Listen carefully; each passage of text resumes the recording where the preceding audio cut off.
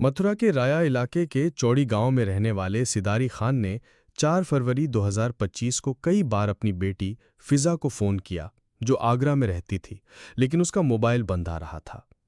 एक दिन पहले यानी 3 फरवरी को फिजा ने खुद फोन करके बताया था कि उसके पति सुहान खान ने उसके साथ मारपीट की है। दोनों के बीच कुछ समय से झगड़ा चल रहा था और सुहान उसे जान से मारने की धमकी भी दे रहा था।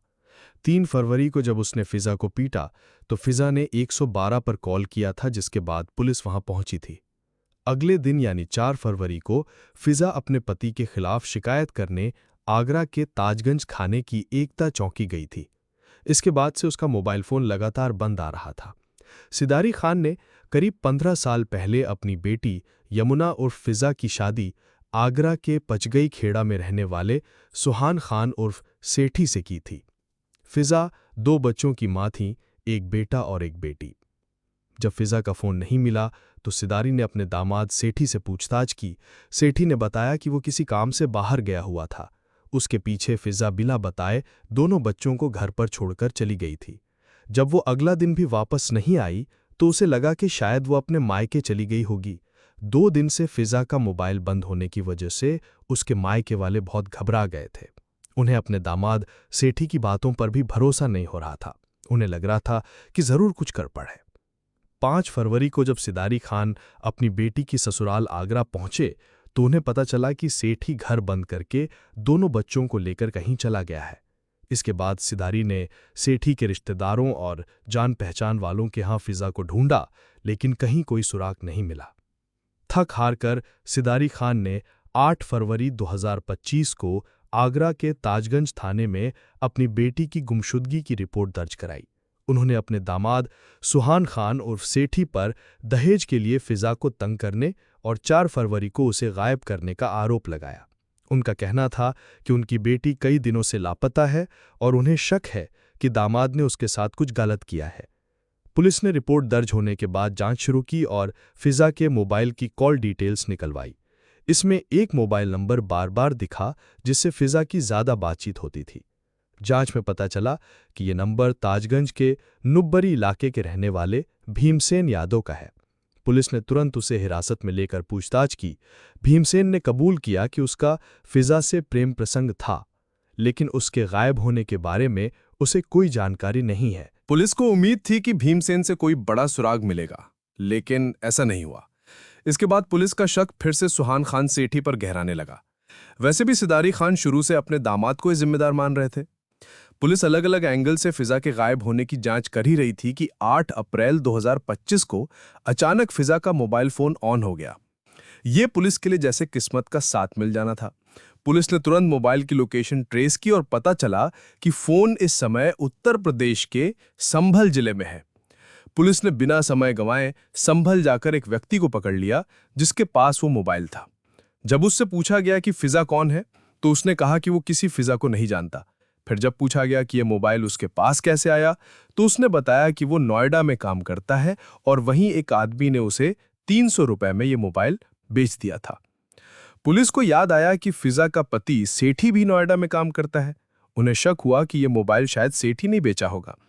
जब पुलिस ने उस व्यक्ति को कुछ लोगों की तस्वीरें दिखाई तो उसने भीमसेन की फोटो पहचानते हुए कहा, हाँ साहब, इसी आदमी ने मुझे मोबाइल बेचा था।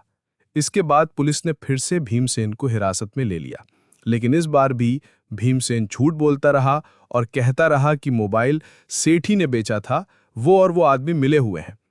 फिर पुलिस ने संभल वाले उस व्यक्ति को आमने सामने बैठाकर भीमसेन से बात करवाई। इसके बाद भीमसेन झूठ छुपा नहीं पाया और सच कबूल कर लिया। जो बात भीमसेन ने मानी उसे सुनकर पुलिस भी हैरान रह गई। भीमसेन ने बताया कि वो नोएडा में काम करता था और वहीं उसकी मुलाकात फिजा के पति सेठी से हुई थी। बातों बातों में उसे पता चला कि सेठी भी आगरा का रहने वाला है। इसके बाद वो कभी कभी सेठी के घर आने जाने लगा। इस दौरान फिजा और भीमसेन यादव के बीच नजरें मिली और धीरे धीरे दोनों एक दूसरे को पसंद करने लगे। फिजा की खूबसूरती और उसकी फिट बॉडी ने भीमसेन को बहुत आकर्षित किया। कुछ समय बाद दोनों के बीच प्यार हो गया। समाज की नजरों से छिपकर वे काफी समय से एक दूसरे से मिल रहे थे और उनका रिश्ता गहराता जा रहा था। भीमसेन फिजा से सच्चा प्यार करने लगा था और फिजा भी उसे बहुत चाहने लगी थी। लेकिन एक दिन उनका ये रिश्ता फिजा के पति सेठी के सामने आ गया। हुआ यूं कि एक दिन जब फिजा और भीमसेन एक दूसरे के साथ अंतरंग पल बिता रहे थे, तभी फिजा के बच्चों ने उन्हें देख लिया। बच्चों ने जाकर अपने अब्बू यानी सेठी को सब कुछ बता दिया। यह सुनकर सेठी बहुत नाराज हो गया। उसके बाद से ही घर में रोज झगड़े और तनाव होने लगे। 3 फरवरी 2025 को फिजा और उसके पति सेठी के बीच उसी प्रेम संबंध की बात को लेकर झगड़ा हो गया। गुस्से में सेठी ने फिजा के साथ मारपीट की। अगले दिन 4 फरवरी को जब फिजा घर से चली गई तो सेठी भी अपने दोनों बच्चों को लेकर काम के लिए नोएडा चला गया। मारपीट की घटना के बाद फिजा अपने प्रेमी भीमसेन के पास पहुंची और उसे सब कुछ बताया। फिजा ने उससे कहा कि वो अब अपने पति के पास नहीं लौटेगी और भीमसेन के साथ ही रहना चाहती है। तब भीमसेन उसे दिल्ली ले गया। वहां दोनों कुछ दिन साथ रहे। 15 मार्च को जब वे लोग वापस लौट रहे थे तो रास्ते में नौबरी जाने वाले रास्ते पर एक सुनसान कोठरी में रात बिताने के लिए रुक गए। रात में जब वे साथ बैठे थे तो फिजा ने भीमसेन से शादी करने की जिद करने लगी। इस बात को लेकर दोनों में बहस हो गई। गुस्से में आकर भीमसेन ने फिजा का उसी के दुपट्टे से गला घोंट दिया। थोड़ी देर में फिजा ने तड़पते हुए दम तोड़ दिया। रात काफी हो चुकी थी। भीमसेन ने फिजा की लाश अपने कंधे पर उठाई और पास के एक सूखे कुएं में फेंक दी, जो लगभग 40 फीट गहरा था। लाश के ऊपर उसने मिट्टी भी डाल दी ताकि किसी को शक न हो। इतना सब करने के बाद भीमसेन वहीं बैठ गया और अपने मोबाइल पर दृश्यम फिल्म देखने लगा। इस फिल्म में भी आरोपी एक लाश को छिपा देता है, पुलिस स्टेशन के निर्माणाधीन हिस्से में। भीमसेन ने दृश्यम फिल्म देखकर यह सोचा था कि जैसे उस फिल्म में आरोपी लाश को एक ऐसी जगह छुपाता है जहां पुलिस को शक ही न हो, वैसे ही अगर वो भी फिजा की लाश को किसी अनजानी और अनदेखी जगह पर छुपा दे तो पुलिस उसे कभी नहीं ढूंढ पाएगी। इसी सोच के तहत उसने फिजा की लाश को सूखे कुएं में फेंक दिया। लेकिन हत्या के बाद भीमसेन को डर सताने लगा कि अगर लाश से बदबू आने लगी तो लोग शक करने लगेंगे। इसलिए वो लगातार 4-5 दिन तक कुएं के पास आता रहा और लाश के ऊपर मिट्टी डालता रहा ताकि लाश पूरी तरह ढक जाए। जब वो ये मान गया कि लाश अब पूरी तरह छुप गई है तो उसने मरे हुए जानवरों के शव कुएं में डाल दिए। इससे अगर किसी को बदबू आती भी तो लगे कि कोई जानवर गिरकर मरा है। इतना सब करने के बाद भीमसेन को लगा कि अब वो पूरी तरह सुरक्षित है और किसी को कुछ पता नहीं चलेगा। वो वहां जाना भी बंद कर दिया। लेकिन जब पुलिस ने उसे पकड़ा और सख्ती से पूछताछ की तो उसने सब कुछ सच-सच बता दिया। फिर 9 अप्रैल को पुलिस भीमसेन के बताए अनुसार आगरा के ताजगंज के एकता चौकी क्षेत्र के नौबरी गांव के उसी सूखे कुएं में पहुंची। वहां से फिजा की सड़ी गली लाश बरामद हुई। पहचान परिवार वालों में कर ली, लेकिन फिर भी पुलिस डीएनए टेस्ट कराएगी ताकि पुष्टि हो सके। पूछताछ में यह भी सामने आया कि भीमसेन की अपनी पत्नी से भी रिश्ते ठीक नहीं थे। दूसरी ओर फिजा चाहती थी कि उसका पति सेठी उसकी जिंदगी से हट जाए ताकि वो भीमसेन के साथ रह सके। वो तो यहां तक कहने लगी थी कि भीमसेन उसके पति सेठी की हत्या कर दे। यही वजह थी कि जब भीमसेन और फिजा के बीच शादी को लेकर बहस हुई तो बात इतनी बढ़ गई कि भीमसेन ने उसे मार डाला।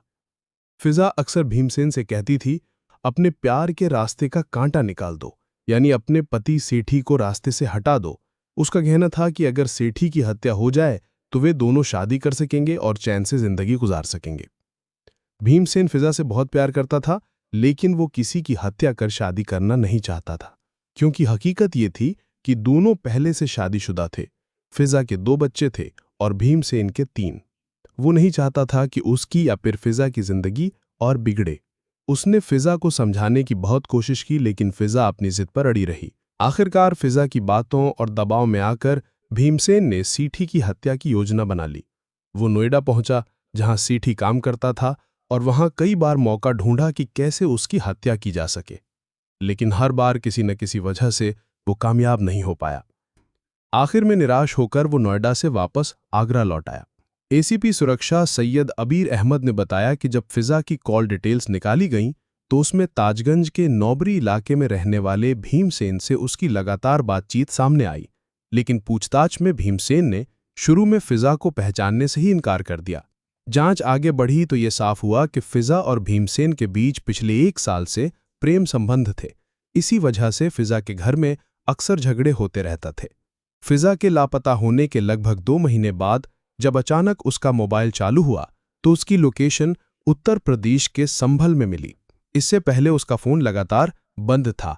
पुलिस ने एक-एक कड़ी जोड़कर मामले की गहराई से छानबीन की और आखिरकार फिजा के गायब होने के 65 दिन बाद इस हत्या की गुत्थी सुलझा ली। पुलिस ने फिजा के कातिल और उसके प्रेमी भीमसेन यादव को गिरफ्तार कर लिया। भीमसेन की गिरफ्तारी के बाद पुलिस ने उसके कब्जे से फिजा का मोबाइल फोन भी बरामद कर लिया, जिसे उसने फिजा की हत्या के बाद संभल के एक युवक को सिर्फ 300 रुपए में बेच दिया था। डीसीपी सिटी सोनम कुमार ने बताया कि पोस्टमार्टम रिपोर्ट से यह साफ होगा कि फिजा की हत्या कब हुई थी और मौत का सही कारण क्या था। हालांकि फिजा के पिता सिदारी खान पुलिस की इस कार्रवाई और खुलासे से पूरी तरह संतुष्ट नहीं हैं। उनका आरोप है कि इस हत्या में सिर्फ प्रेमी भीमसेन ही नहीं बल्कि फिजा का पति सेठी भी शामिल है। पुलिस अब फिजा के पति सेठी की भूमिका की भी गहराई से जांच कर रही है ताकि अगर वो भी इस साजिश में शामिल हो तो उसके खिलाफ भी कार्रवाई की जा सके। फिलहाल पुलिस ने फिजा की हत्या के आरोपी प्रेमी भीमसेन को अदालत में पेश किया, जहां से उसे जेल भेज दिया गया है।